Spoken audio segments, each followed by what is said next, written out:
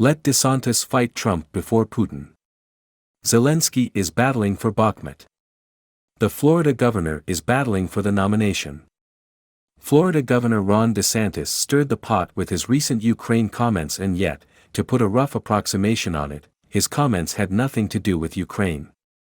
He is focused on the main enemy, Donald Trump.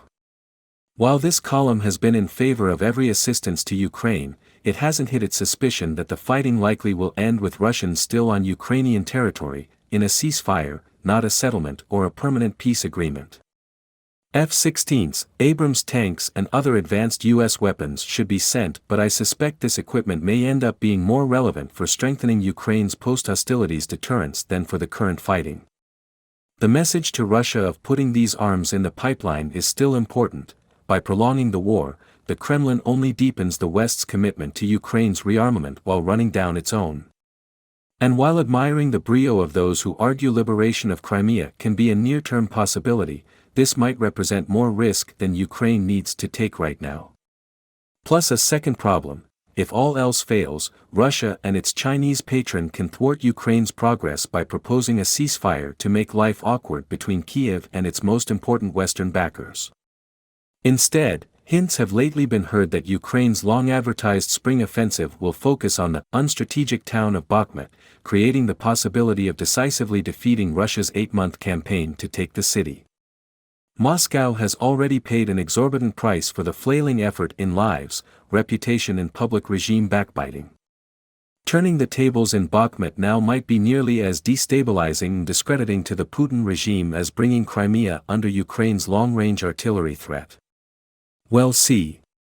The city was central to Volodymyr Zelensky's presentation to the U.S. Congress in December. Ukraine's president made a second notable visit to his embattled town again this week. Ultimately, there's no finish line on the ground for this war. It ends only when Mr. Putin is convinced he has more to lose by continuing the fighting than stopping it. On Russian TV, hay is made of the Florida governor's statement to Fox News, but U.S. pundits perhaps shouldn't take their cue from Russian TV. Mr. DeSantis is not interested in differentiating himself from Mr. Trump right now in any way except one: I can win a presidential race against a Democrat. Mr. Trump can't. The Florida governor's discipline in this matter is likely to surprise. His road to the nomination means gathering in the 30% of GOP voters still influenced by Trumpism. And guess what?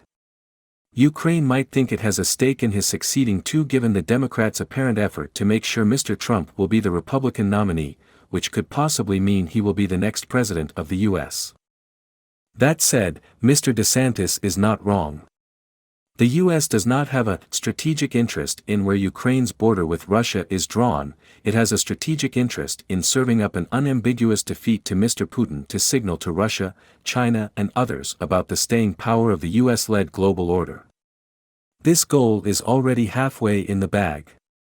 No president, including Mr. Trump, is going to let it out of the bag if he or she can help it by letting Mr. Putin off the hook. Let's also be realistic. The likelihood is nil that a President Biden, President DeSantis, or any other president will be called upon to approve or disapprove a settlement of the Ukraine-Russia border.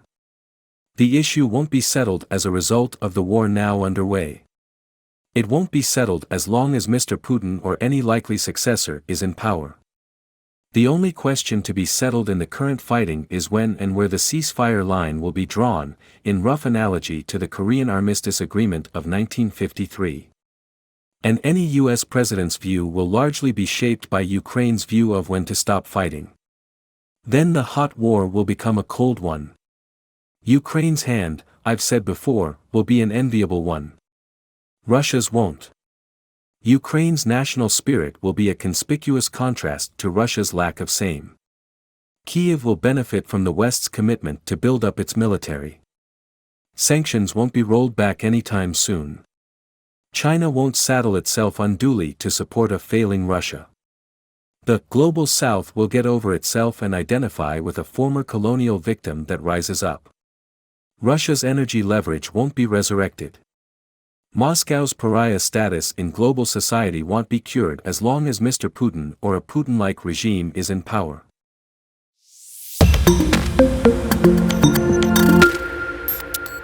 Let DeSantis fight Trump before Putin. Zelensky is battling for Bakhmut. The Florida governor is battling for the nomination. Florida Governor Ron DeSantis stirred the pot with his recent Ukraine comments, and yet, to put a rough approximation on it, his comments had nothing to do with Ukraine. He is focused on the main enemy, Donald Trump. While this column has been in favor of every assistance to Ukraine,